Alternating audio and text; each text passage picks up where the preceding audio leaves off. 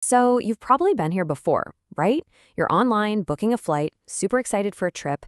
You find two flights to the exact same city, but one looks like an unbelievable bargain, and the other seems, well, way more expensive. It's a classic travel puzzle, but what's really going on with those prices? I mean, really, let's get into it. How on earth can two airlines flying the very same route have such a giant gap in their prices? Are you stumbling on some amazing secret deal? Or is there a catch? Well, that's exactly what we're going to figure out together. It all boils down to two totally different philosophies. On one hand, you've got the budget airline mindset, which is all about pay only for what you use. You buy the seat, and everything else is extra. Then, on the other hand, you have the full service philosophy. Their goal is an all-inclusive experience, where that one ticket price covers pretty much everything you'll need. All right, let's kick things off with the one thing that usually matters most to all of us, the price. When you see that number on the screen, what are you actually getting for your money? Okay, so you see a price like this, a round trip from Taipei to Osaka for less than 6,000 new Taiwan dollars. I mean, that looks amazing, doesn't it? At first glance, it feels like a total no-brainer. And here it is. Here's the catch. That super low price, more often than not, it's just for you, and maybe a small backpack, to take up one seat on that plane. Think of it less as the final cost and more like the starting price. And then, all of a sudden, the math starts. Need to check a bag? Yep, that's a fee. Want to pick your seat so you're not in the middle? That'll cost you. Getting hungry or thirsty a few hours in? You're going to have to pull out your wallet for that too. And believe me, these little extras can add up fast. And this right here is the budget airline model in a nutshell. The deal is, you pay way less to get on the plane, but you've got to be ready to pay for every single other thing you might want or need along the way.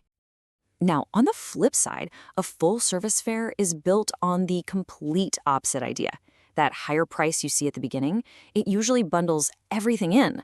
We're talking your checked bags, your meals, your drinks, and yeah, even the movies. It's all about knowing the full cost from the start. But listen, this isn't just about the final number on your credit card statement. These two different approaches create wildly different experiences once you're actually 30,000 feet in the air. Yeah, that difference in thinking goes right down to the seat you're sitting in. For a budget airline, the name of the game is efficiency, which usually means packing in more seats, so you get less legroom. A full-service airline, though, is building comfort into their price. That means more space, bigger seats, and often different classes of service, like premium economy or business. And with that full-service ticket, you get the perks. A meal and a drink, that's just standard. You'll probably have your own little screen with tons of movies. On the really long flights, you might even get a little amenity kit.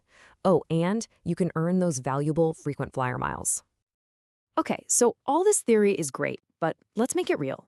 Let's look at a super popular route and see how this plays out. A flight from Taiwan to Japan. Whoa, just look at that. The upfront price for the full-service flight on EVA Air is more than double the starting fare on Tiger Air.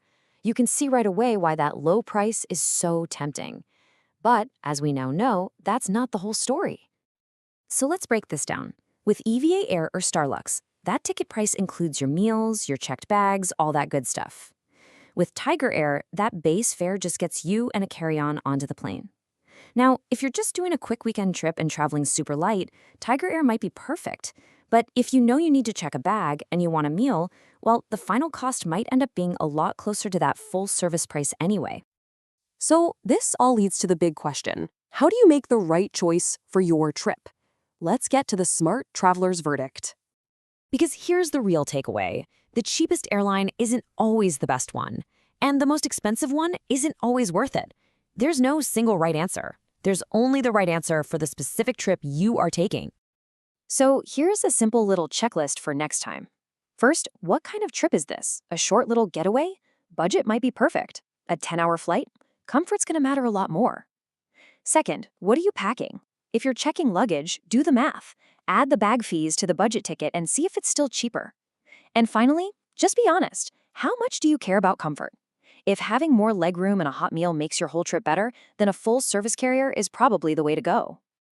So, I'll just leave you with this to chew on for your next big adventure.